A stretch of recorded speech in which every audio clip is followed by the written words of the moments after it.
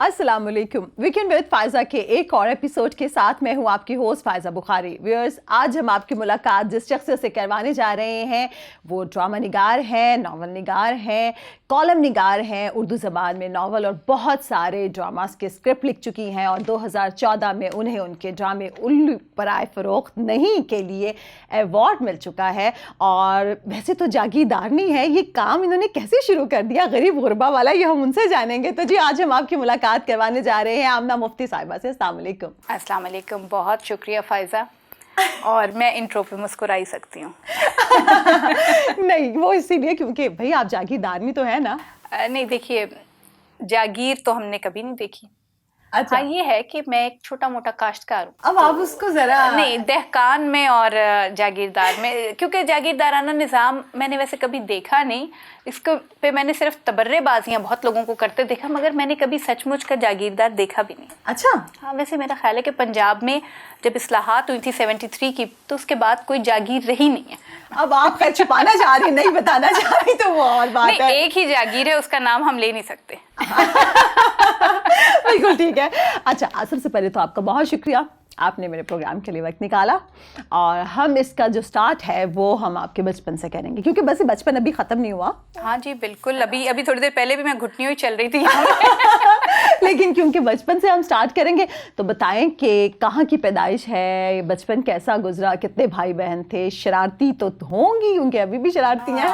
अच्छा फ़ायज़ा, मज़े की बात यह है कि अब मेरी एज के यूजुअली जो लिखने वाले हैं, एक तो उनकी फैमिलीज़, जिसको आप कहते हैं ना कि मुख्तसर फैमिलीज़ हैं। अच्छा। मगर मेरे माशाल्लाह 8 बहन भाई, माशाल्लाह। और मैं सबसे छोटी। और जब मैं छोटी थी तो अब्बा कहा करते थे कि पूछते थे लोग कि छोटी है। हाँ। तो वो कहते फ़िलहाल सबसे छोटी। तो अच्छा। मैंने ये जुमला याद कर लिया, मुझे नहीं पता था ये ख़तरनाक जुमला है और ये महकमा बहबूद आबादी की छेड़ है। तो मैंने भी जब स्कूल गए तो मेरे पूछा वहाँ उन्होंने, टीचर ने, कि बेटे आप का नंबर क्या है? तो मैंने कहा छोटी। फिर मैंने सोच के कहा कि फ़िलहाल सबसे छोटी। तो वो बहुत हंसी, बड़ी देर हंसती रही। तो मुझे अंदाज़ा नहीं हुआ कि कितनी ख़तरनाक जुमला था मेरा। तो मैं बहरहाल घर में सबसे छोटी थी। मैं हमारा जो गांव था वो पाकपतन से थोड़ा आगे दरिया सतलुज की तरफ हमारा अपना फार्म था, छोटा सा। तो वहाँ मैं पैदा हुई। और फार्म रेज्ड बच्चे बहुत डिफरेंट होते हैं, या मैं डिफरेंट थी। जो अब बच्चे, ये शहरों में जो बच्चे होते हैं या इवन जो देहात में रहते हैं, उनको भी कम्युनिटी तो मिली भी होती है। जो फार्म पे रहते हैं बच्चे, वो तो बिल्कुल अकेले होते हैं ना, जो घर वाले हैं उन्हीं के साथ जी है। वो एक फार्म होता है, 2-4 बहन भाई, खैर हमारे 8 बहन भाई थे, और कुछ आपके जानवर, कुत्ते बिल्लियाँ होते हैं और नौकर बस। और बाकी आपकी नेचर है और आप हैं। तो वो वहाँ पे खुल खेलता है इंसान इनफैक्ट। तो वो हमने एक तो बचपन की उम्र और फिर वो माहौल मिला हुआ और एक आपको खुली जगह। हाँ। तो जो कर सकते थे ना ज़िंदगी में, जो अब तसव्वुर भी नहीं बच्चे कर सकते, वो हरकतें की। बहुत ही मज़े का बचपन था। और आपकी बात सही है कि वो बचपन अभी गया नहीं है, वो यही है। और वो खतरनाक जुमले भी अभी तक नहीं गए हैं जो जुमला बचपन से याद था।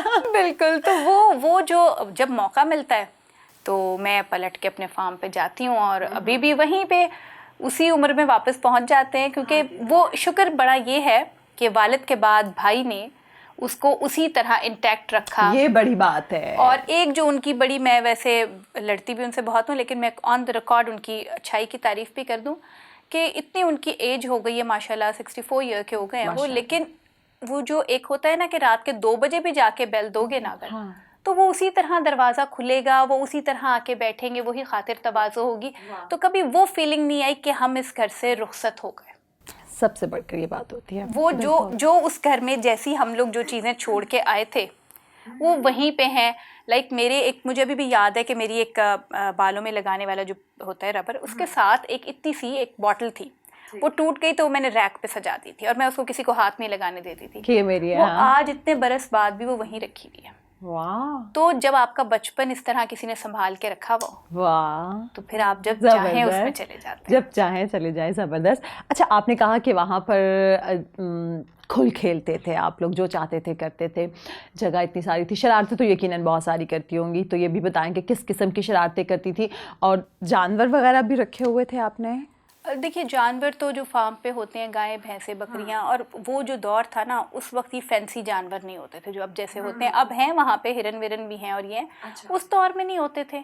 मतलब वो लाइक जो 80s का टाइम था उसमें तो जो फार्म के जानवर होते हैं, कुत्ते बिल्लियाँ बकरियाँ गायें भैंसे, जो जो जिसे कहते हैं कि एक डेयरी के प्रोडक्ट्स के लिए चाहिए होते हैं, वो थे।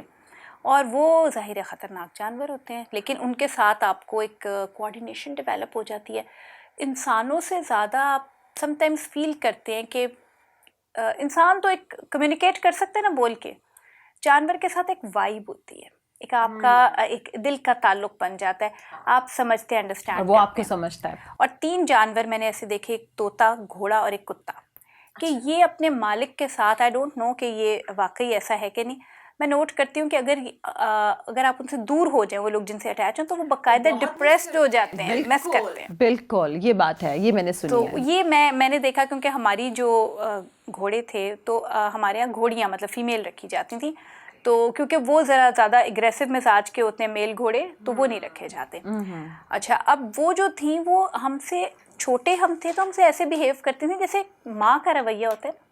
मतलब रानी मुझे अभी भी याद है, मैं ख्वाब में देखती हूँ उसको अब भी, उसका हमारे साथ ऐसा बिहेवियर है, स्पेशली मेरे साथ। जैसे कुछ बच्चा होता है ना, छोटा उसका बच्चा है, लाइक मैं उस पर जब राइडिंग के लिए बैठी बहुत संभल के चलती थी। हाँ, अच्छा देखिए, ये कैसे जानवर को पता उसको पता था कि ये गिर जाएगी, इतना ख्याल करना है, मैंने इसका ख्याल करना है। और वो जिस तरह मुझे याद है कि सुबह मॉर्निंग में जाते थे तो वो उसको गुड़ खिलाते थे, उसको रिटायर कर दिया था तो अब वो नहीं, तो मैं उसके लिए जाती थी तो वो उसके दरवाजे में से ना आती थी, तो वो दांत से नहीं, वो गुड़ मेरे हाथ से लेती थी कि इसका हाथ कट ना जाए। मुझे उसका वो टच याद है कि वो होंठों से ऐसे करके ना गुड़ की भेली ताकि पकड़ ले, वाह। और उसकी आंखों में जो उसकी पलकें और वो एक प्यार था ना, वो मैं कभी नहीं भूल सकती।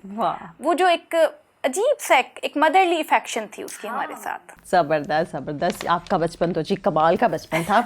और अच्छा, ये फिर बताएं कि पढ़ाई में कैसी बच्ची थी?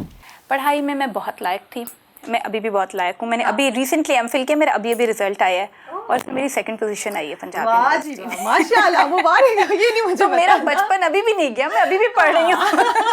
वरना लोग तो कहते हैं शुक्र है यार, खत्म हुई डिग्री, सुकून किया। और अब जब मैंने पढ़ा था तो मुझे बिल्कुल यकीन नहीं था कि इस एज में आके भी, क्योंकि मैं वहाँ टीच भी कर रही थी काफ़ी अरसे से, 6-7 साल से, तो कुछ मेरे स्टूडेंट्स भी मेरे साथ थे। नायमा थी जो मेरी स्टूडेंट थी, तो मुझे बड़ा फील होता था कि इनके सामने नंबर कम है तो बड़ी बेइज्जती हो जाएगी यार। लेकिन आपने तो 2nd पोजीशन लेके उन सबको एम्बैरेस कर दिया। अल्लाह का करम, अल्लाह का। टीचर होने का सबूत दिया कि एक अच्छी टीचर कैसी होती है।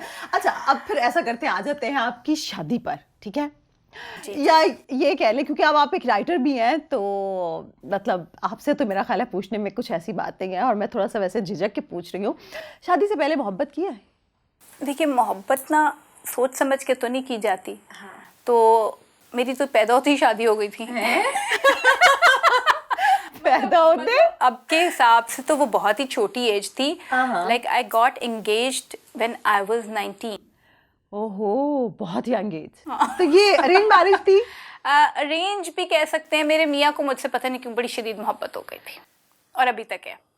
हालांकि मैं बहुत कोशिश की कि वो अपनी इस कैफियत से निकल आए। नहीं, अभी तो यार, अब तो शुक्र करना चाहिए। मैं अभी तक कोशिश करती हूँ कि वो होश में, यार वो सोचे कि मैं क्या कर बैठा हूँ।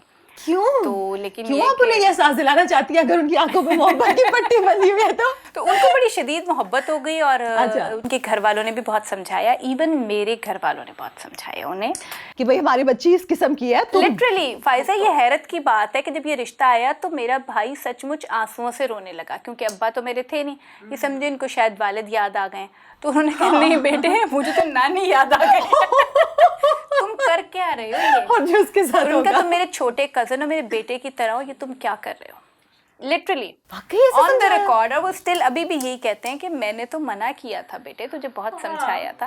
और उन्होंने कहा यही था कि देखो ये लिखने वाली है, इनकी पर्सनैलिटी एक और टाइप की होती है, तो अगर शादी करनी है तो इसको फिर तुमने तंग नहीं करना, छेड़ना नहीं, जो ये करना चाहे इन्हें खुली छूट, ये जैसी है ना वैसी है, फिर मुझसे शिकवा ना करना। हाँ बिल्कुल ठीक है, सारी चीजें पहले बता दी, भाई ऐसी ऐसी अब करना है तो कर लो। तो वो उनको ये एक चैलेंज सा हो गया। हो सकता है अगर मान जाते ये तो वो बीच में कहीं भाग भुग जाते। तो जब ये बात सुनी तो फिर इनको एक चैलेंज महसूस हुआ कि अच्छा क्या बात क्या ऐसी ना, राइटर को क्या मसला क्या होता है राइटर को। तो वो बाद में उनको पता चले राइटर को क्या क्या मसले होते हैं लेकिन ये है कि बड़ी खंदा पेशानी से माशाल्लाह और अभी तक बेचारे बहुत सब्र के साथ गुजारा करें। मेरे फ्रेंड्स उनसे जब मिलते हैं, खासकर रज़ा रूमी, आपने तो प्लीज एक तस्वीर दे देनी जो हम बार बार स्क्रीन पे चलाएं। मैं बिल्कुल उनकी तस्वीर दिखाऊंगी। तो तो वो रज़ा उनसे अक्सर जब भी मिलते हैं तो वो कहते हैं कि आसिम आई एम सॉरी, लेकिन आप बहुत अच्छे इंसान हैं, लेकिन आई एम सॉरी हो चीज रही है। अच्छा यार, वैसे बहुत सारी ऐसी औरतें जो अपने हस्बैंड पे शक करती हैं और अपनी मर्जी चलाती हैं और बहुत कुछ करती हैं, लेकिन वो इस तरह से एडमिट नहीं करती जैसे आप कर रही हैं। अच्छा, मैंने ना उन आप उन पे इस तरह वाले काम नहीं करती ना, लेकिन मतलब अपने काम के लिए आपकी जो डिमांड है वक्त, देखिए उन्होंने भी तो मुझ पे शक नहीं किया ना कभी। माशाल्लाह। मतलब किस बात पे शक करें? मसला ये है कि ना उन जैसा कोई है दुनिया में, ना मुझ जैसा कोई है। अरे हाय माशाल्लाह। वैसे इस पे कभी ड्रामा लिखने का सोचा? नहीं, कई दफ़ा सोचा, लेकिन ऐसे हीरो हीरोइन मिलेंगे कहाँ से? कास्टिंग क्या करेंगे? तो मेरा ख्याल है कि आपको खुद ही कर लेनी चाहिए ना। नहीं, अब हम वो बचपन का रोल कैसे करेंगे ना? हमारी लव वो आपके बच्चे हैं ना, तो उनको शामिल कर लेंगे। कोई फैमिली के बच्चे, बहन भाइयों के बच्चे, ये हो सकता है, ये एक पॉसिबिलिटी है। और जो आपको पता हो कि आप वाला कैरेक्टर अच्छे से प्ले करेंगे, आप उसको ले लें और उनकी जगह उनको ले लें। अच्छा, जबरदस्त। माशाल्लाह बच्चे हैं? जी, खैर से मेरे 2 बेटे। माशाल्लाह। बड़ा माशाल्लाह मेडिसिन में है, डॉक्टर बन रहा है, और छोटा A लेवल्स में है।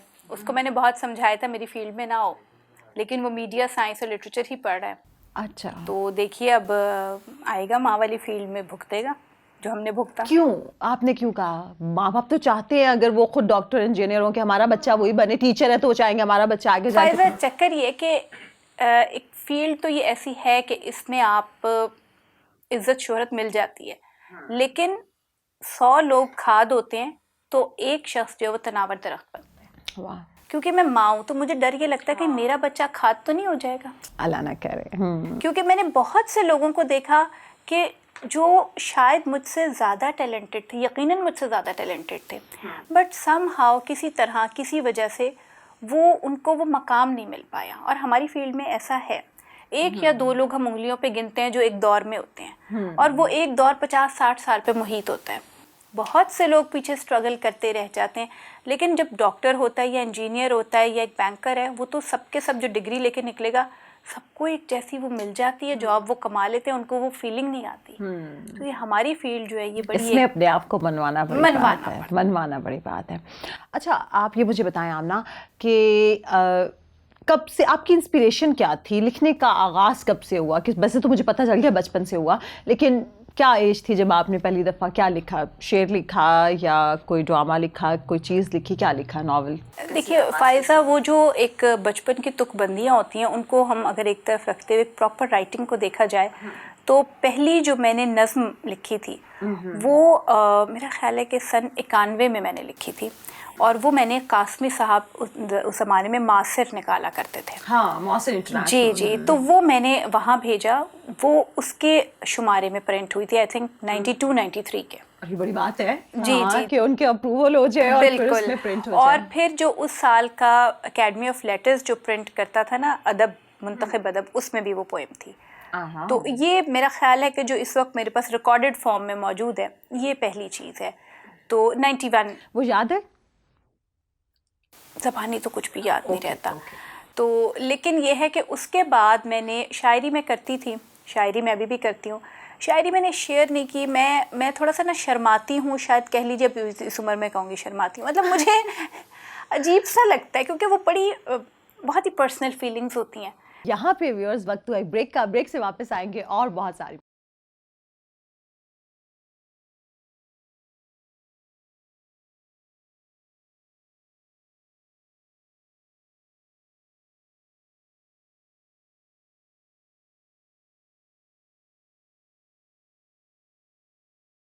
Welcome back. आप देख रहे हैं वीकेंड विद फायजा बुखारी। हमारी आज की मेहमान है आमना मुफ्ती। अच्छा आमना, आप ये बताएं कि किसी को लिखने में अपना उस्ताद मानती हैं? देखिए, मुझसे बड़े जितने भी लिखने वाले हैं, बल्कि मेरे साथ के लोग भी, अच्छा, सभी आपको सिखाते हैं। है तो बड़ी एक फिल्मी सी बात, ये तो काफ़ी रिवायती सा जुमला है, लेकिन ये हकीकत है। हाँ, अगर एक बहुत बड़ी इंस्पिरेशन समझा जाए तो अल्ताफ़ फातिमा मेरी बहुत बड़ी इंस्पिरेशन थी। अच्छा, एनी आपा को लोग ये समझते हैं, मुझे रियाज साहब कहते थे और लोग कहते थे कि तुम एनी आपा के अंदाज में लिखती हो, लेकिन एनी आपा के अंदाज में नहीं, मैं अगर वाकई किसी के अंदाज में लिखती हूँ शायद, तो वो शायद अल्ताफ फातिमा का अंदाज होगा, क्योंकि मैंने उनका मतलब जो नॉवल है दस्तक ना दो, वो शायद मुझे ज़बानी याद होगा, मैंने इतनी बार पढ़ा है। और बहुत छोटी एज में मैंने पढ़ा था, और उसके बाद जो वो एक नॉवल निगारी का और नॉवल पढ़ने का जो चस्का लगा ना, हाँ, वो फिर हाथ से नहीं गया। उसके बाद ठीक है, मैंने बहुत चीज़ें पढ़ी, बहुत कुछ पढ़ा, लेकिन अब भी जब कभी रिलैक्स होना होता है ना, तो दस्तक ना दो खोल लेती हूँ मैं। जो उसमें उन्होंने एक वो तस्वीर मैंने शायद बहुत करीब से देखी हुई थी, जो ज़िंदगी उन्होंने दिखाई। कुर्रतुल ऐन हैदर का भी कुछ वैसी ही फिक्शन और कुछ वही माहौल वो दिखाती हैं, तो वो मुझे बहुत अपना लगता था कि जैसे हमारी ही कहानी उन्होंने लिख दी है। वो किरदार मेरे देखे हुए थे, और जो उसकी निटी ग्रिटी थी। उसके बाद ये है कि नावल में मुझे जो मेरा जहाँ पे जाके टेस्ट सेटिस्फाई होता है वो रशियन नावल। अच्छा, उलझे हुए प्लॉट्स, उलझे हुए कैरेक्टर्स तो बहुत ही मुश्किल होते हैं वाकई हमारे जैसों के लिए तो। वो उसमें, लेकिन मैं खुद लिखते हुए कोशिश मेरी ये होती है कि ना उलझे, लेकिन प्लॉट उलझ जाता है। उलझ जाता है, वाह, ये वाकई राइटर की बात है। अच्छा, तो ड्रामा में आपकी कौन इंस्पिरेशन है? देखिए, ड्रामे में एज सच तो मतलब मुझे कोई भी ख़ास, मैं ये नहीं कह सकती कि ये ड्रामा मुझे पसंद था और मैंने ये देखा या ये और उसके बाद सोचा। हाँ, नहीं, ड्रामा एज सच टीवी पे ड्रामे होते थे, देखते भी थे हम, क्योंकि वही एक एंटरटेनमेंट होती थी। लेकिन मुझे कभी भी कोई भी ड्रामा ऐसा मैं नहीं कह सकती माजी का कि भाई ये बहुत अच्छा था, मैंने देखा। हमारे घर में सभी सोना चांदी भी सब देखा जाता था, फिर वो आया करता था जंजालपुरा, ये जो भी चल रहे होते थे सभी देखते थे, 8 o'clock के स्लॉट होते थे, सब देखते थे।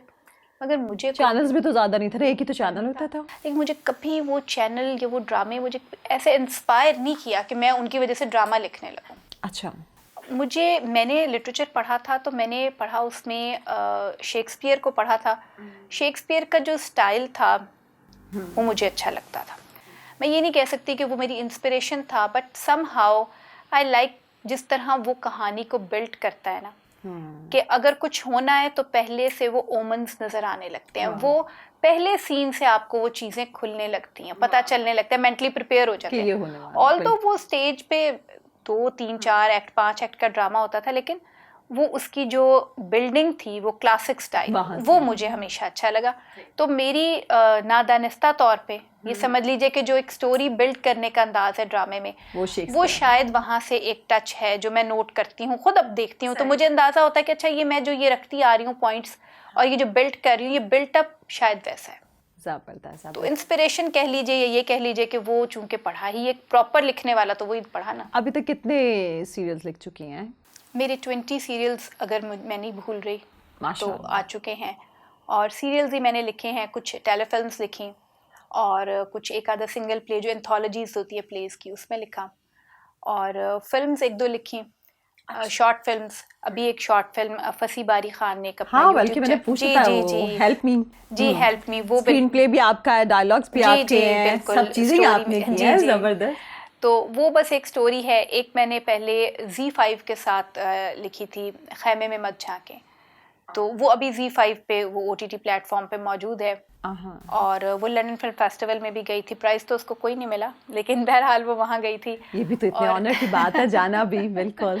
तो फिल्म्स मैंने जो लिखी वो बिल्कुल ही शॉर्ट फिल्म, मतलब जॉनरा भी उनका डिफरेंट, और उनके टॉपिक्स भी जो है वो थोड़े डिफरेंट कह लीजिए आप, या ये कह लीजिए कि थोड़े इशू बेस्ड ही हैं। वैसे जो हमारे फिल्म प्रोड्यूसर्स हैं या डायरेक्टर्स हैं जो पढ़े लिखे हैं, मैं पढ़े लिखों की बात कर रही हूँ, पंजाबी लोगों की बात नहीं कह रही कि आपको कह दें कि हम ना हमारे लिए स्क्रिप्ट लिख दें, उनमें से लोग राब्ता तो करते होंगे कि हमारे लिए लिखें? नहीं फ़ायज़ा, मुझसे लोग ज़्यादा राब्ता नहीं करते, और ना मैं किसी के राब्ते में हूँ। एक तो वैसे ही मेरा नंबर बहुत कम लोगों के पास है, और जिनके पास है वो मुझसे राब्ता करना बिल्कुल भी नहीं चाहते। नहीं, मतलब मैं उस तरह का आदमी नहीं हूँ कि मैं कहूँ कि मुझे 100 लोग फ़ोन करके कहते हैं लिखे, क्योंकि मेरा लिखा अगर तो उसको बनाने वाले को समझ आ गई, एक्ट करने वाले को समझ आ गई कि ये क्या है, फिर तो वो चीज़ बन जाएगी अच्छी, जैसे उल्लू बराए फरोख्त। लेकिन अगर वो चूक गया तो उससे बुरी चीज़ कोई नहीं बनेगी। तो वो एक रिस्की चीज़ है, इसलिए प्रोड्यूसर्स को बहुत शौक से, बहुत खुशी से मेरी तरफ नहीं दौड़ते कि इनसे लिखवाएं, लेकिन somehow they come, I refuse, they come again, मैं कई दफ़ा 2-2, 3-3, 4-4 साल रिफ्यूज़ करती रहती हूँ, मगर वो लोग दोबारा आते हैं। नहीं तो अगर वो आपकी सारी कंडीशंस मान रहे हैं तो उसमें क्या है? मानते भी हैं और मैं लिखती भी हूँ और वो बनाते भी हैं। रेटिंग नहीं भी आती तो वो फिर भी आते हैं, फिर भी बनाते हैं। माशाल्लाह। तो ये चीज़ जो है ना, इस पे जब हमारे यहाँ लोग कहते हैं ना कि जी अच्छा काम या आउट ऑफ द बॉक्स काम या डिफरेंट काम नहीं होता, तो होता है बिल्कुल। और जो जितने आपके जैसे बाकी पढ़े लिखे लोग हैं वो लिखना भी चाहते मतलब हैं, मैंने कभी जाके हर तरह की ऑडियंस के लिए। एग्जैक्टली मैंने कभी जाके खुद से नहीं कहा कि भाई मैंने ये लिखना है। हाँ, अप्रोच किया सबने। ये बात और है कि मेरा लिखा हॉट केक्स की तरह नहीं बिकता, लेकिन बहरहाल जिन लोगों ने मेरे लिखे स्क्रिप्ट को बनाना होता है वो मेरी हर कंडीशन पे हर तरह से मेरी बात मान के और वो चीज़ बनाने की करी, और नुकसान भी उठाते हैं लेकिन फिर दोबारा आते हैं। अच्छा, आपने क्योंकि उसका जिक्र किया उल्लू बराए फरोख्त नहीं, जब आप लिख रही थी ड्रामा, आपको था कि जो आप लिख रही हैं वो इतना ही शाहकार बनेगा, और ये सोचा था कि इस पे अवार्ड भी मिल जाएगा? ये अवार्ड मिलना भी बड़ी बात थी माशाल्लाह। फायजा, ये कहानी जो है ना, इसकी एक और कहानी है, वो प्लीज शेयर करें। असल में कुछ कहानियाँ होती हैं जो आपको मजबूर कर देते हैं कि आपने लिखना है। हाँ, ये जिन कैरेक्टर्स की कहानी है, मैंने ये लिखी, मैं उस वक्त अदबी रसाइल में लिखा करती थी। जब मैंने लिखी तो मेरी फ्रेंड सायरा गुलाम नबी ख़वातीन डाइजेस्ट में थी, तो ये मैंने अदबे लतीफ़ के लिखी, सायरा की इस पे नज़र पड़ गई। अच्छा। तो सायरा ने कहा कि हम अपने यहाँ प्रिंट कर लेते हैं, उम्तुल और सायरा ने।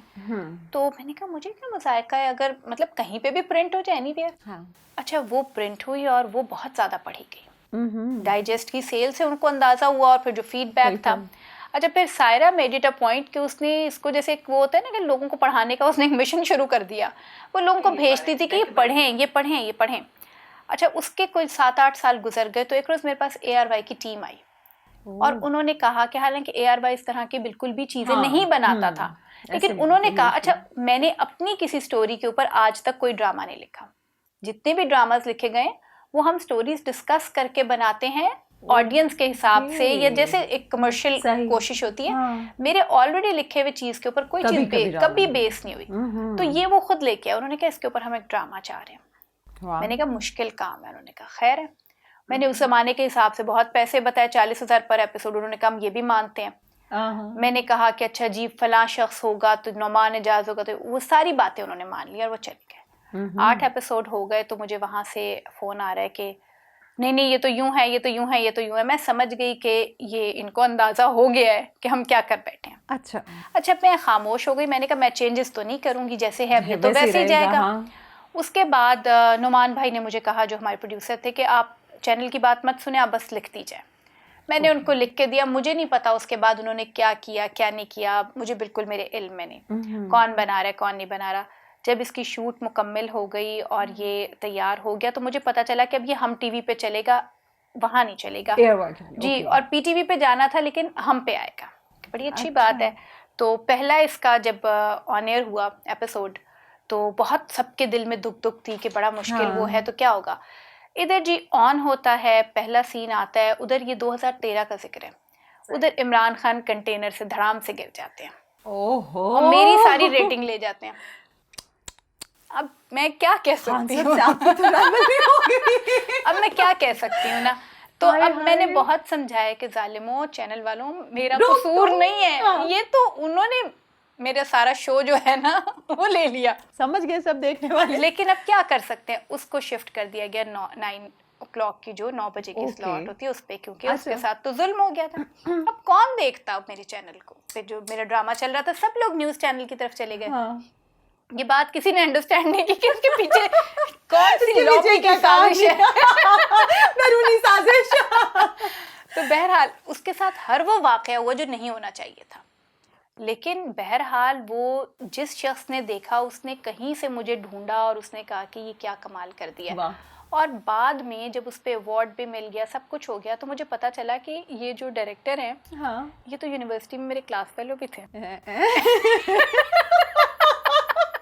सबसे मजे की बात ये है कि मैं इतना लॉस्ट इंसान हूँ कि मुझे ये भी इल्म नहीं था।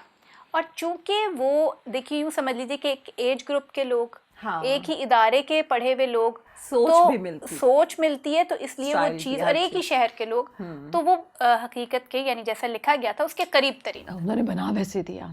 मैंने नहीं सोचा था कि ऐसा बनेगा, लेकिन बनाना, हालांकि इतनी बैरूनी साजिशें हुई, लेकिन उसके बावजूद उस पे अवार्ड मिल जाना, फिर वो अल्लाह की खास मेहरबानी थी, है ना? ये अल्लाह की खास मेहरबानी थी। और मतलब मुझे अब भी क्योंकि जो उसकी कहानी के किरदार थे, कि उनकी कहानी कहीं रुकनी नहीं थी, वाह, कहीं पहुंचनी थी। हाँ। और फिर उस कहानी के किरदारों ने जब ये कहानी देखी, तो आने वाली जनरेशन में ये जुल्म नहीं हुआ है। उनकी बच्चियों की शादियां भी हुई हैं, उनकी बच्चियां पढ़ भी रही हैं, वाह, तो एक पॉजिटिव काम हुआ। बिल्कुल, यानी उनको अंदाज़ा हुआ कि ये तकलीफ़ है जो हम अपने घर वालों को पहुंचा रहे हैं, इस जायदाद की खातिर बेटियों की शादी ना करें। तो उसको बेशक एक मैंने आर्टिस्टिक वे में पेश किया, लेकिन वो एक इतनी दुखी कहानी थी कि वो जिन्होंने एक्ट किया उसमें, इरसा ने और सब ने, वो उन्होंने उन सबका दुख बयान किया। ज़बरदस्त। तो बस ये अल्लाह का करम है। और मैं समझती हूँ कि कहानी का कारी होता है, नाजिर होता है, सामे होता है, उस तक कहानी पहुँच जाती है। और कहानी पहुंच गई, लेकिन यहाँ पे व्यूअर्स वक्त हुआ एक ब्रेक का। ब्रेक से वापस आएंगे और बहुत सारी बातें।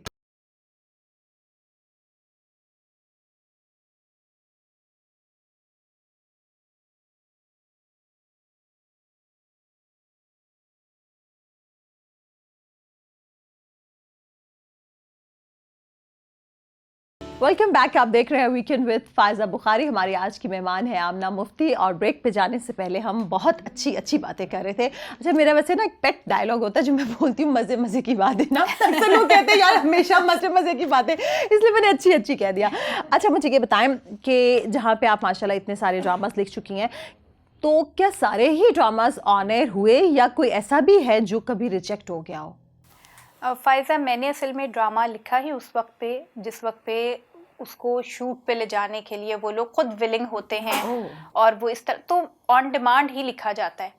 मतलब मैंने कभी खुद लिख के नहीं कहा कि ये वन लाइन है, क्योंकि मुझे पता है कि जो मेरी सोची हुई स्टोरी होगी वो चैनल को नहीं चाहिए, मुझे उनकी रिक्वायरमेंट का नहीं पता।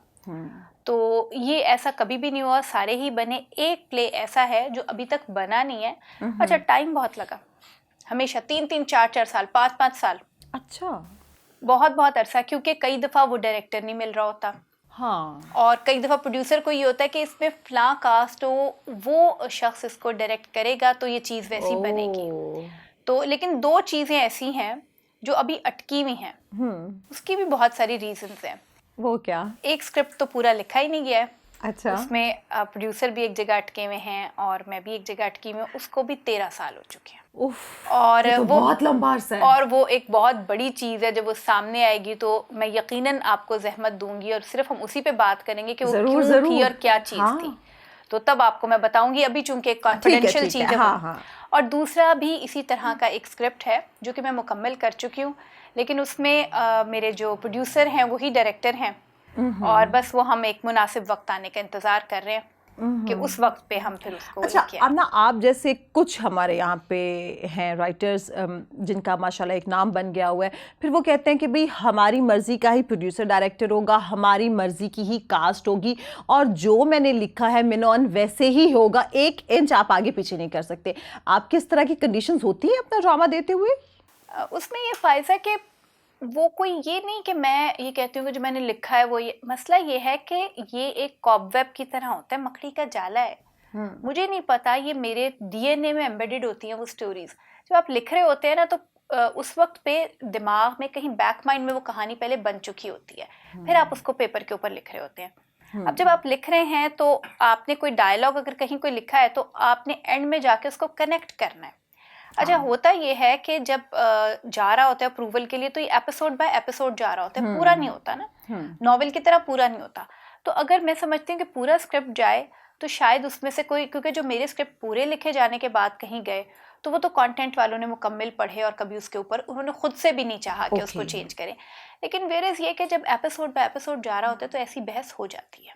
लेकिन तो ये कि मानी किसकी जाती है यूजुअली, मतलब वो लोग हथियार डाल देते हैं क्योंकि उनको एक ट्रस्ट है ना। हाँ, उनको इस बात का पता है कि इसको उलझा दिया। और मैं एक सीधी बात करती हूँ कि बेटा उलझ गया, फिर मुझे ना कहना इसको सुलझाने को, फिर मैं भी नहीं सुलझा पाऊंगी। मुझे नहीं पता कि ये मैंने जो यहाँ पे ये बात कही है तो क्यों कही है, ये आगे जाके ये डायलॉग जो चल रहा है ना, किरदार आगे जाके इसको खुद ही क्लियर करेगा। तो ये अब इनकी कहानी है। कुछ 3-4 एपिसोड के बाद ना फिर कहानी आपके हाथ से निकल जाती है, फिर वो अपने डायलॉग के ऊपर ना बेस करने लगती है, खुद ही आगे चलने लगती है। मुकालमे से मुकालमा निकल आता है, सूरत निकल आती है। कई दफ़ा जो हमने 1 लाइन दिया होता है वो उससे भी डेविएट कर जाता है। अच्छा, ऐसा भी होता है। कई ट्रैक्स, उल्लू बराए फरोख्त नहीं में जो उसके चचा का ट्रैक था जो सुहेल अहमद खान ने किया, ये टोटल 12 सीन थे इनके। मुझे जब वो थोड़ी सी शूट एक किसी ने भेजी तो मैंने देखी, तो मैंने कहा कि इसको रोक दीजिए, बहुत अच्छी एक्टिंग कर रहे हैं, मैं इनके आपको ट्रैक एक भेज रही हूँ। 4 एपिसोड बने वो ऑन द होल, बीच में सारे ही प्ले के बीच में थे वो, लेकिन वो पूरा एक ट्रैक उनकी एक्टिंग देख के लिखे हुए ड्रामे में मेरे जहन में आया और वो मैंने पूरा बाद में भेज दिया। और वो कहीं से फील नहीं होता कि वो पैचअप हुआ है, क्योंकि उनकी एक्टिंग इस तरह की थी कि वो बोल रही थी मुंह से कि मैं ये किरदार ऐसे उठा के ले जाऊंगा। तो ऐसे भी होता है। अब इसमें यह है कि कंटेंट वालों की भी वही कोशिश होती है जो हमारी, कि कहानी में झोल ना रह जाए। तो हम जब कहते हैं ना कि इसको ऐसे ही जाने दे, तो कोई जिद नहीं होती। वो इनफैक्ट हम चाहते हैं कि प्रोड्यूसर का पैसा ज़ाया ना हो, देखने वालों का वक्त ज़ाया ना हो, उनको कुछ अच्छा देखने अच्छा, हमारे जो पहले पीटीवी के जैसे ड्रामास थे और राइटर्स हैं, वो कहते हैं कि जब ड्रामा स्टार्ट ही होता है, पहली दूसरी एपिसोड से ही जो भी कैरेक्टर स्टैब्लिश हो जाता था तो पता चल जाता था इसने आगे जाके करना है।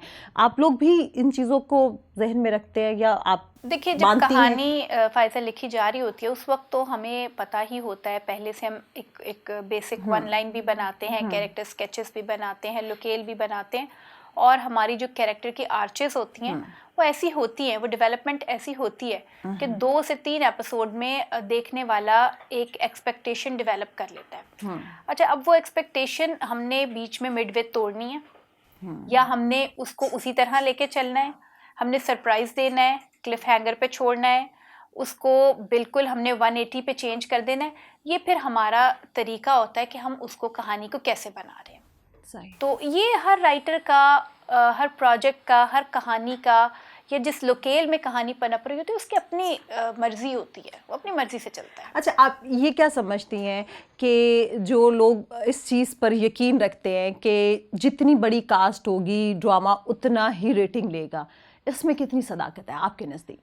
देखिए, सदाकत तो है, क्योंकि देखिए सिर्फ स्क्रिप्ट नहीं होता, कहानी के पढ़ने वाले, कहानी के देखने वाले कुछ फीसद होते हैं। फिर वो जो स्क्रीन के ऊपर जो प्रेजेंस है एक्टर्स की, उनकी भी तो एक फैन फॉलोइंग होती है। हाँ, बिल्कुल, वो लोग भी होंगे। फिर हर डायरेक्टर की अपनी एक फैन फॉलोइंग होती है, और फिर चैनल का नाम भी होता है, फिर चैनल के भी एक अपने उसने व्यूअर बनाए हैं। तो जब हम ये इंतखाब करते हैं कि ये राइटर, ये डायरेक्टर, ये एक्टर्स, और फिर कई दफ़ा वो आपस में टीम अप हो जाते हैं। कुछ लोग, कुछ एक्टर्स लाइक यमुना ज़ैदी मेरे लिखे हुए रोल बहुत अच्छे कर लेती हैं, बहुत अच्छी बहुत फाइन एक्टर्स, बहुत फाइन एक्टर्स हैं, और वो जब करती हैं तो बहुत अच्छे कर लेती हैं, बहुत अच्छे करते हैं। तो इस तरह फिर ये होता है कि वो एक टीम सी बन जाती है और देखने वालों का उस टीम के ऊपर एक एतमाद आ जाता है कि उनको पता होता है अब ये जो कहानी आ रही है ये वो है जो हम देखना चाहते हैं। तो फिर ये कि लाइक अगर मायरा और फवाद का जोड़ी हिट है तो उसके देखने वाले लोग जो हैं वो किसी भी स्क्रिप्ट में होंगे तो वो एक दफ़ा तो देखेंगे। लेकिन ये है कि अगर आप उनको स्क्रिप्ट ही बहुत बुरा दे देंगे तो फिर तो वो बेचारे रिपीटेंगे और क्या करेंगे। अच्छा, क्योंकि जब अगर ड्रामा निगारी की बात हो रही है तो लगे हाथों मैं ये पूछ लूँ, मुझे लग तो रहा है कि वैसे ये सवाल शायद पसंद ना आए, लेकिन पूछूंगी कि कितना चार्ज करती हैं एक ड्रामा लिखने का आप? देखिए, चूँकि हमारे यहाँ कोई उस तरह से भी हमारी जनरेशन ही है जो इसको प्राइवेट ड्रामा को लेके चल रही है, तो हमारे यहाँ उस तरह से कोई सेट रूल्स तो नहीं है कि सीनियर के ये चार्जेस होंगे, जूनियर के ये होंगे। लेकिन बहरहाल हमारे प्रोड्यूसर्स बहुत जेनरस भी हैं, चैनल्स में हैं मसाइल, लेकिन प्रोड्यूसर्स हमारे अच्छे हैं, तंग नहीं करते। यहाँ वो वाले मामलात नहीं कि पैसे लेके कोई भाग गया है और हम किसी के पीछे दौड़े। मेजॉरिटी अच्छे लोग हैं, ईमानदार लोग हैं। तो मतलब ये है कि पर एपिसोड 1.5 भी लोग, अच्छे लोग जो हैं वो 175 तक भी ऑफर कर देते हैं, 2 तक भी कर देते हैं, 1 भी, 80 भी।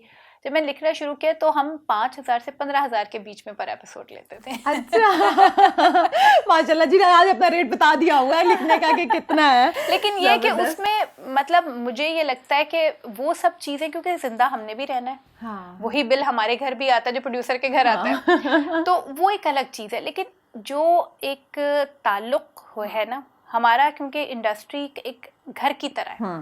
मतलब मुझे कभी ऐसे फील नहीं हुआ, मैंने जिन चैनल 2-1 चैनल्स के साथ ज़्यादा काम किया या 2-1 प्रोड्यूसर के साथ ज़्यादा काम किया, तो मुझे कभी ऐसी फीलिंग नहीं आई कि शोबिस के लोग हैं।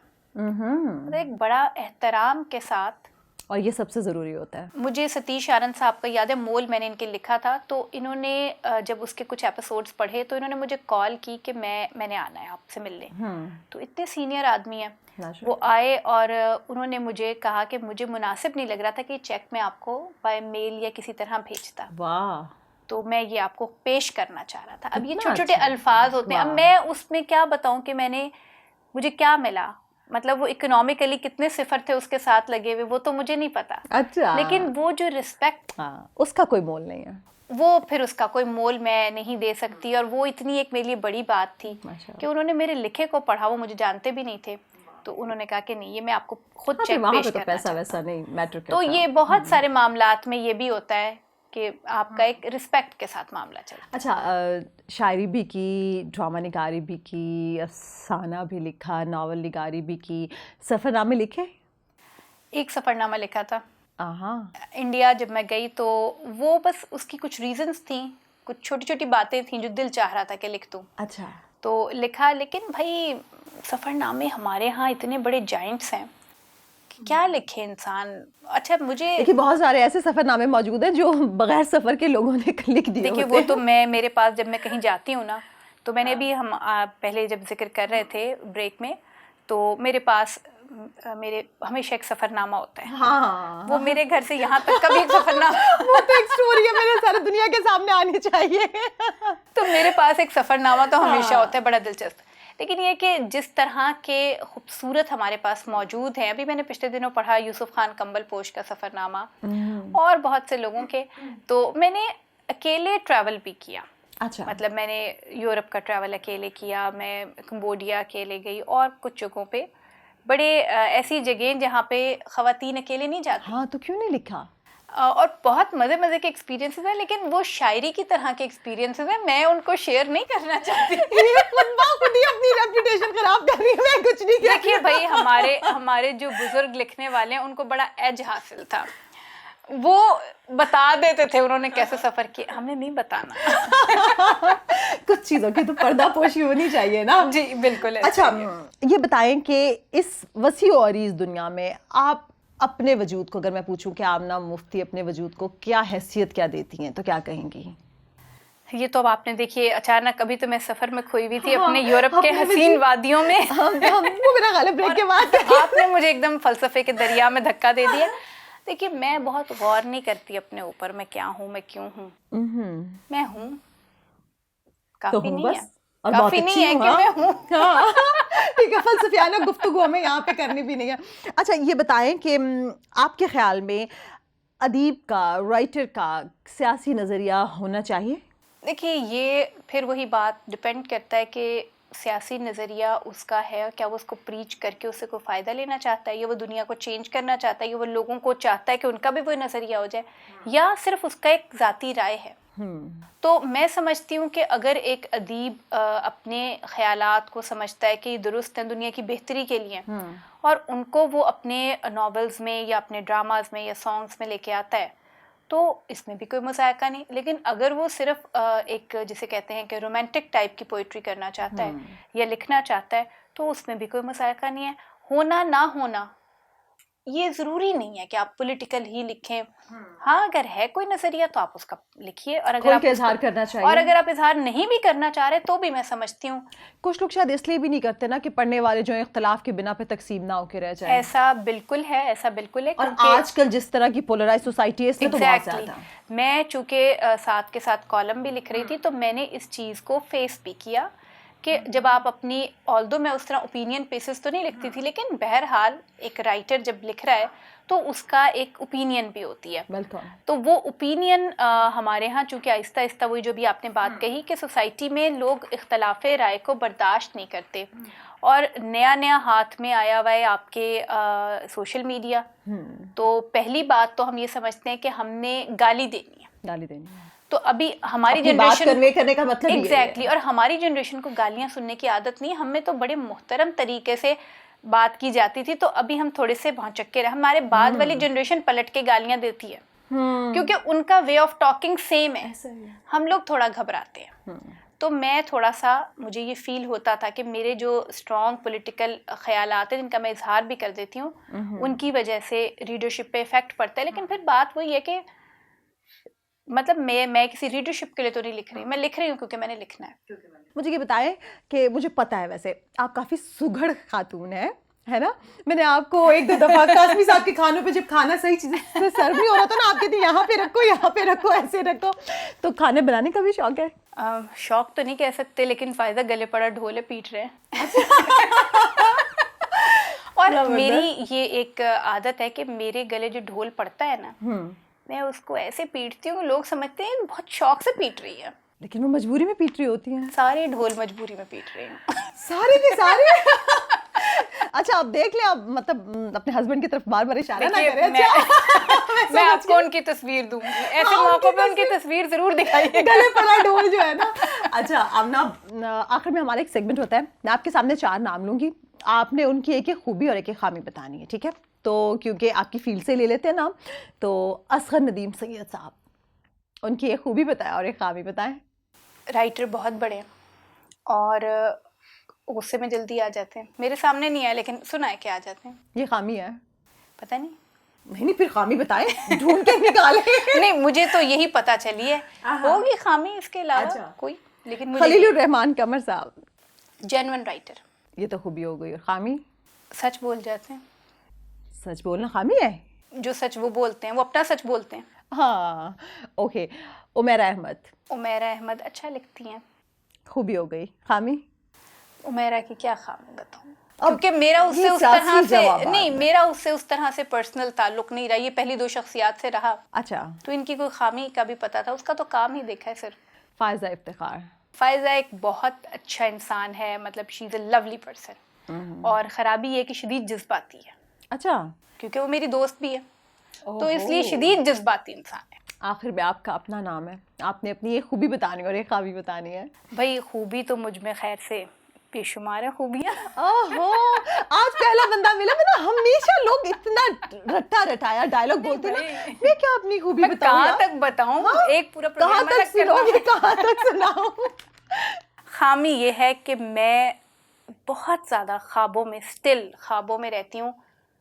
मेरा ख्याल है कि इतनी बड़ी एज में आके मुझे ख्वाबों से बाहर निकल आना चाहिए, और ऊपर से यहाँ पे रहते हुए तो आंखें खोल लेनी चाहिए ना। लेकिन I still live in dreams, in fairy tales, पता नहीं क्यों। चले, हमारी दुआ है कि आप इसी तरह से रहें।